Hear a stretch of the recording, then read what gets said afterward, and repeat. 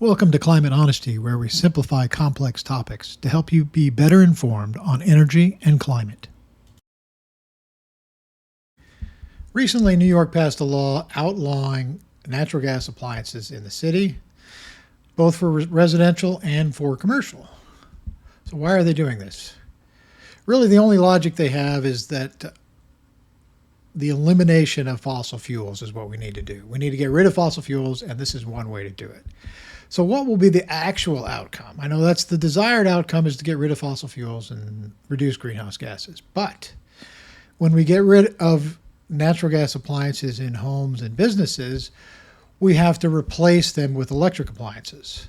If we take a heater, a natural gas heater has a very high efficiency, in the high 90%. It's almost 1 for 1. In other words, I burn 1 hydrocarbon or 1 fossil fuel unit, I get 1 unit of heat out. Now, if I go electric, the electricity or the electric appliance can be fairly efficient converting electricity to heat. I have to get that electricity from somewhere. And since almost 2/3 of our electricity is generated by fossil fuels, what I'm doing is I'm just trading one form of burning of fossil fuels at the appliance and replacing it with the burning of fossil fuels either in a coal plant or a natural gas combined cycle electricity generation.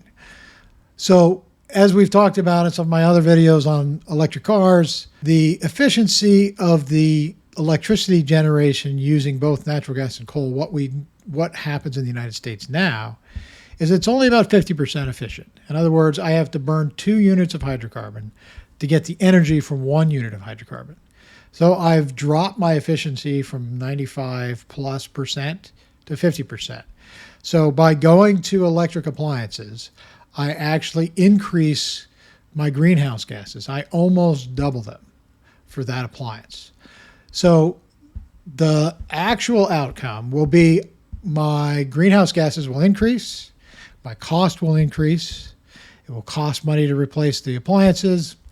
There's all the energy that's going to be required to make those appliances. So the net result is that I don't achieve what I'm trying to achieve by outlawing natural gas inside residential and commercial buildings. The only real way to approach the problem is to figure out a way to generate electricity more efficiently and produce less emissions at the source of the electricity generation.